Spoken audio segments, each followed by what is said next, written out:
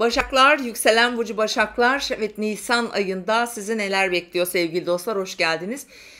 Mart ayının en yorulan burçlarından bir diğeri de sizdiniz. Çünkü tutulma yaşadık ve tutulma da sizi direkt etkileyen bir alanda gerçekleşti. Dolayısıyla da özellikle ikili ilişkilerinde Başak burçları yorgun, kararsız, zorlanıyorlar.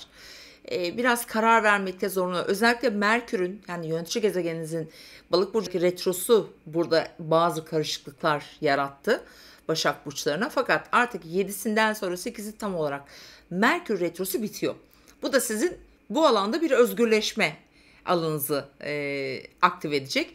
14'ünde de Venüs retrosu burada bitiyor. Demek ki hem Venüs hem Merkür burada retro yaptı. İşte evliliklerde, ortaklıklarda, partner ilişkilerinde, iş projelerinde ve bu en önemlisi tüm sosyal ilişkilerinde bir takım zorluklar yaşattı. Yanlış anlamalara maruz kaldınız. Bir takım dargınlıklar, kırgınlıklar, yani bayağı kırılıp dökülmüş olabilirsiniz. Bu ay özellikle bu tarihlerden sonra 8 ve 14 Nisan sonrası ilişkilerde bir tık daha rahatlıyorsunuz ki özellikle ayın sonuna doğru burada Venüs'ün Satürn'le kavuşumu olacak. Birçok Başak o ilişkide zorlandıkları yerden yeniden tamir etmek, bir evlilik kararı almak, bir işbirliği kararı almak için önemli bazı gelişmeler yaşayacaklar gibi duruyor efendim.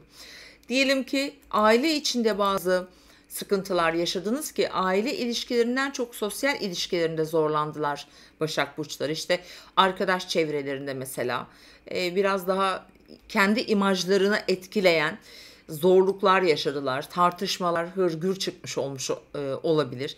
İşte senin olmayabilir de arkadaşının eşi, eşinin arkadaşı.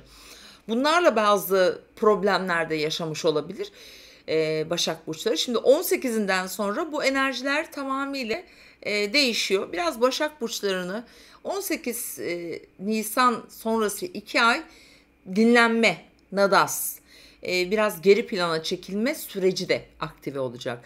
Ve önemli şeylerden bir tanesi de finans konuları, işte parasal konular. Çünkü orada bir tutulma yaşadınız Mart ayı içerisinde. Onun etkileri de devrede. En çok parayla ilgili konular demek ki Nisan ayında ilişkiler ve parayla ilgili konular devreye girecek. Özellikle Merkür'ün retrosu bitiyor arkadaşlar. Ve Merkür Koç'a geçtikten sonra bunlar daha çok 20 Nisan itibariyle olmaya başlayacak. Bütün finans işlerinizi, yapılandırmalarınızı değiştirebilecek önemli etkiler alabilirsiniz. 13 Nisan tam dolunay, terazi dolunayı, para evinizde bu da. 13 Nisan ve sonrası 14'ünde de Venüs retrosu bitiyor bu arada. Evet, beklediğiniz bir paranın gecikmiş olması mesela. Jüpiter sonuçta burada destek de oluyor size. Finansal konularda bir para giriş çıkışı söz konusu olacak.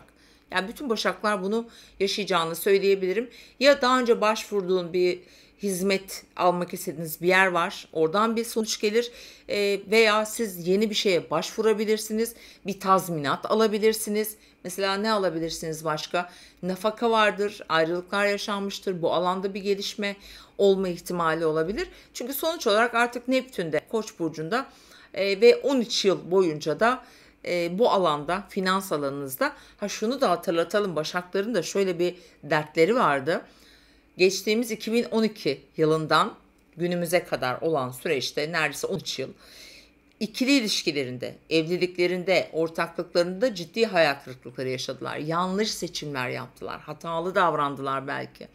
Bu evliliklerle ilgili bazı sonlanmalar da olabilir bu arada. Önümüzdeki süreçler için söylüyorum bunu.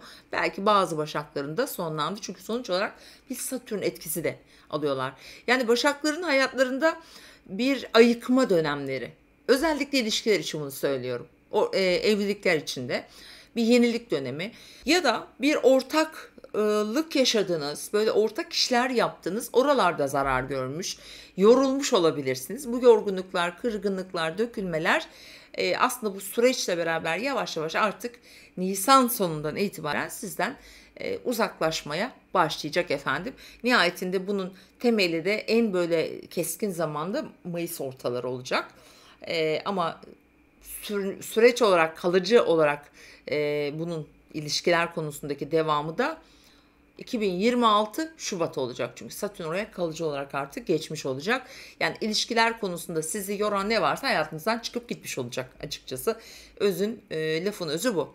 Şimdi devam ettiğimizde efendim 20 Nisan'dan sonra gezmeye başlıyorsunuz, seyahatlere başlıyorsunuz. Adli konu, hukuki süreçler, eğitimle ilgili konular çok da destekleniyorsunuz. Güneş artık Boğa burcuna geçecek bu arada. Ticari konular varsa onlar devreye girer. Uzak yerlere seyahatler edecekler. Sevgili Başaklar, ayın son 10 gününde başlıyor bu etki bu arada. Ve tabii ki bu 27 Nisan'da da burada bir yeni ay doğuyor. Dolayısıyla evet, eğitim, akademik konular, ondan sonra yabancı ülkelerle ilgili konularınız, işte pasaport, vize işlemleri, bunların hepsi Başaklara ay sonu itibariyle gelmeye başlayacak. Ayın içinde tabii farklı etkiler alacaksınız. Bu ay içinde en bizi zorlayacak, bu sizin için söylemiyorum, 20 ve 29 Nisan arası zorlu bir dönem. Etkileri güçlü olacak gibi duruyor açıkçası. Sizi de nerede etkileyebilir? Bir iş dolayısıyla başka bir yere nakil olmak, semt değişir, yani bulunduğunuz bölgeden başka bir bölgeye gidersiniz gibi böyle bazı şeyler de yaşayabilirsiniz. Ama oraya adapte olmakta falan belki zorlanır.